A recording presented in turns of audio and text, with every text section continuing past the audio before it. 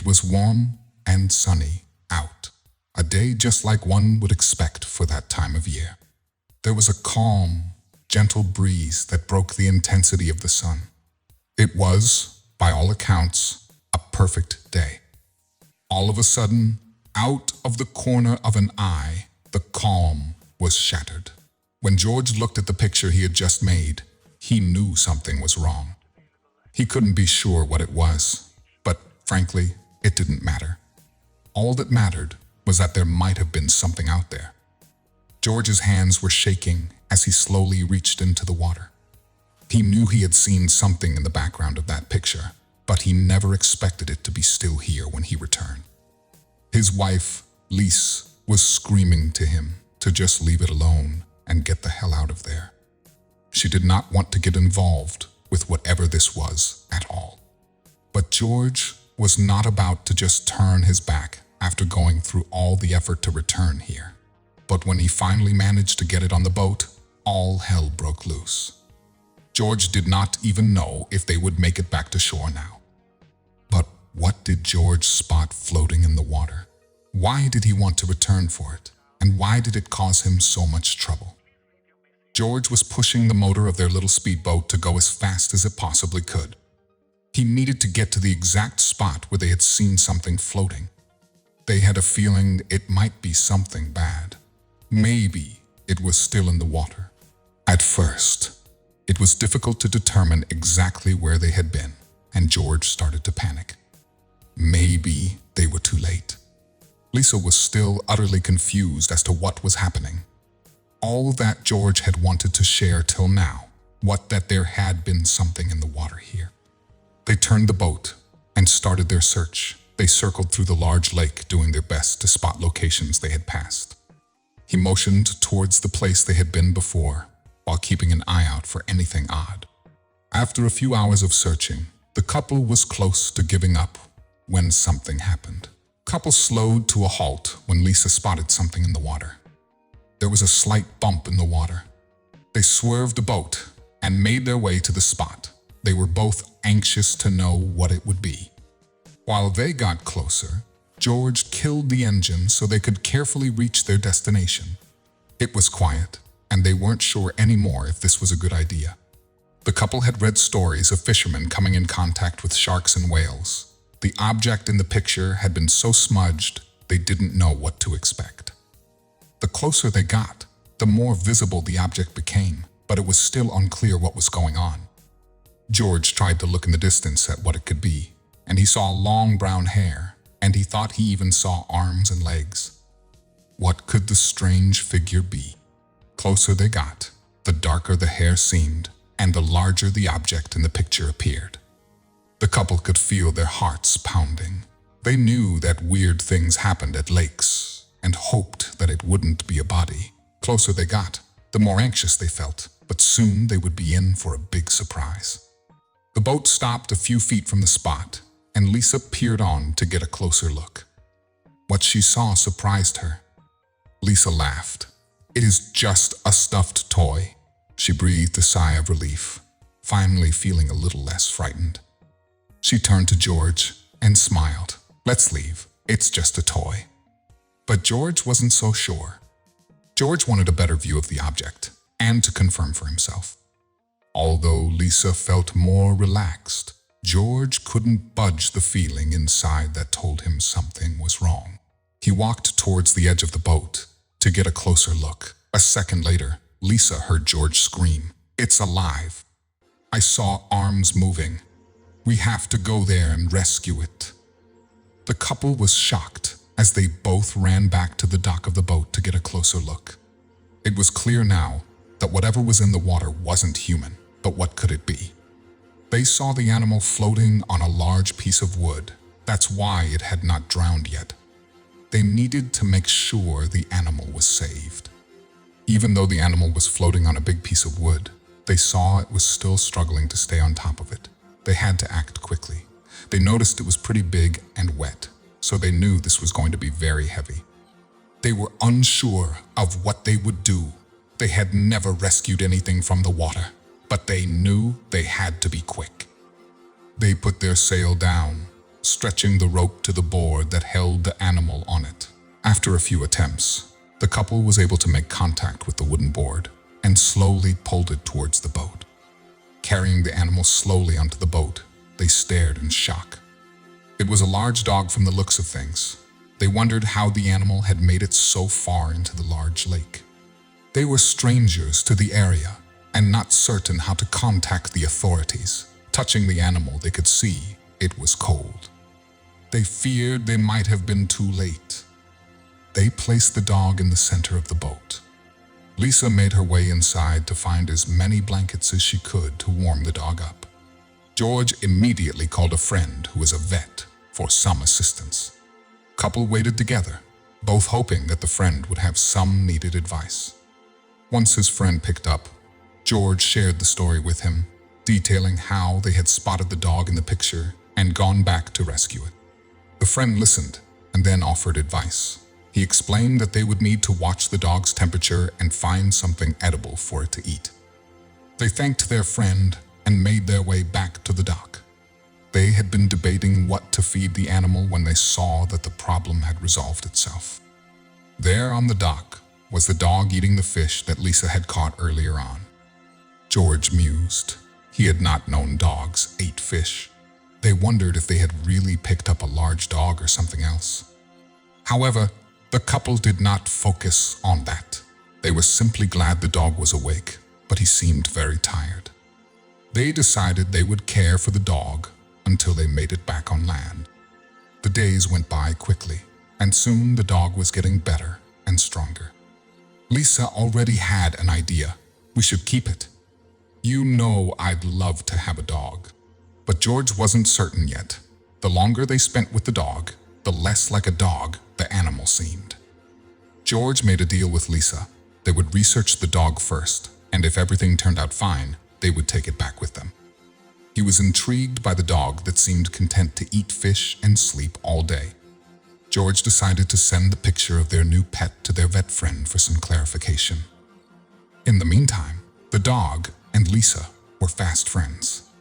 Spending their time together, Lisa would fish and give the smaller catches to the dog, and the two would cuddle in the evenings. For Lisa, the vacation was going even better than she could have imagined with her new companion by her side. Finally, George got a reply from his friend. Finally, George received a response. His friend could not be certain, but he believed, based on the size and color of the fur, that the dog was a Tibetan Mastiff. This news put Lisa at ease, as she was glad to confirm it was a dog, but not George. He knew how big those dogs can get. The couple had a decision to make. They only had a few more days till their vacation ended, and it was time for them to decide if they would be keeping the pet or not. George decided the dog could stay for now, but they would have him checked out at the vet when they came back, because he wanted to be sure that the dog was healthy and that they could take care of it. So when they returned home, George immediately called a vet who said they could come by his clinic in 3 weeks. He gave them a few tips to care for the dog up until the visit. The couple was grateful, but soon noticed that there was something strange about their new pet. Lisa, who had a few more vacation days than George, decided to spend it with her new pet, but she began to notice some strange behavior from the dog. At first, she thought their new pet was having difficulty adjusting to a new region, but it was soon clear that something was odd and their dog was different from others. They noticed that the dog was incredibly hungry. It managed to consume 2 buckets of pasta and a full box of fruit every day, and it liked every single type of food. They knew that the animal had to be hungry, but they had never seen a dog that could devour so much at once. But that wasn't all. Not long after they arrived back, they noticed that the dog barked weirdly. They had looked up videos of mastiffs barking just to be certain, but the noise that the dog made was completely different. In fact, it hardly sounded like barking. It had started as small echoes, but as the nights went on, it became even louder. The dog sounded much more like it was screaming. They worried that their neighbors would soon complain if the noises got any louder. and hoped that the trip to the vet would clear everything up. But they also knew that they were dealing with a special breed, so they put their concerns aside and continued to lovingly care for the cuddly pet. Until the next day, he did something incredible. Both Lisa and George had now resumed work and were always eager to return home to play with their new pet, which seemed to increase in size daily. But on this day, they couldn't believe their eyes. The dog could stand. They had never seen that before. None of them had tried to teach the animal this. Finally, the day of the long-awaited visit to the vet came. But from the moment they walked in, the vet looked puzzled. He asked them to give him a moment. He had been documenting the different habits of the dog and working on his own research, so when he came back, it was with shocking news. The vet said, "I'm sorry, but this is not a dog." The couple stared at each other, then at the vet. They didn't understand what he meant. If their pet wasn't a dog, then what was he? "You brought home a bear." They couldn't believe their ears. What should they do now? They were both shocked at the news. What would this mean for them? And was it legal to have a bear as a pet? The vet smiled. He explained that these questions were out of his expertise and gave them the number of an expert to get in touch with. It took a few weeks before they were able to schedule an appointment with the expert. He explained that although they could keep the bear for a short period once it grew to a certain size, it would become too dangerous for a residential area.